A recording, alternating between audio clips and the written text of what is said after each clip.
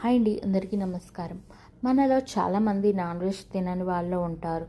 So non veg తినని వాళ్ళకి protein source అనేవి తక్కువగా ఉంటాయి. అంటే ప్రోటీన్ని వేరే వేరే విధంగా తీసుకుంటూ ఉంటాం కదండి. అయితే ప్రోటీన్ ఎక్కువగా ఉండి విటమిన్స్ ఎక్కువగా ఉండేది కాబూలి శనగలు, అదేనండి తెల్ల శనగలు. ఇందులో మనకి ప్రోటీన్స్ అలాగే విటమిన్స్ ఎక్కువగా ఉండడం వల్ల ఏంటంటే మనకు కావాల్సిందేదంతా కూడా ఇందులో వస్తుంది. ప్రతిరోజు ఒక గుప్పెడు ఉడకబెట్టిన కానీ నానబెట్టిన కానీ శనగలు తినడం వల్ల మన శరీరానికి కావాల్సిన ప్రోటీన్ అనేది వస్తుందండి.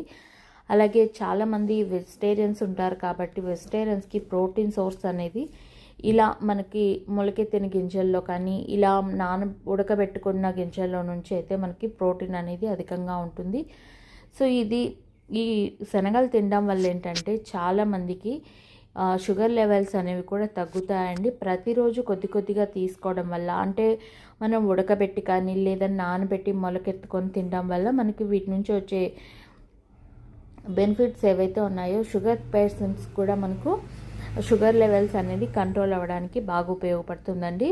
ఇందులో ప్రోటీన్ ఎక్కువ ఉంటుంది కాబట్టి మన శరీరానికి కావాల్సిన ప్రోటీన్ అంతా పుష్కలంగా ఇందులో లభిస్తుంది, వేరే విధంగా ఆలోచించకుండా.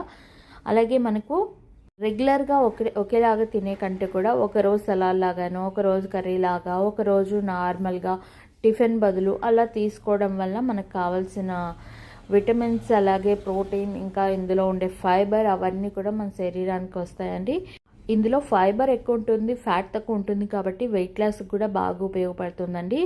ఇలా ఉడకబెట్టుకునే గింజలు తినడం వల్ల మన శరీరానికి కావాల్సిన ప్రోటీన్, విటమిన్స్ అలాగే ఫైబర్ ఇవన్నీ కూడా బ్యాడ్ కొలెస్ట్రాల్ను తగ్గించడానికి కూడా మంచి కొలెస్ట్రాల్ కూడా ఇందులో ఉంటాయండి. వీడియో నచ్చితే లైక్ చేయండి, షేర్ చేయండి.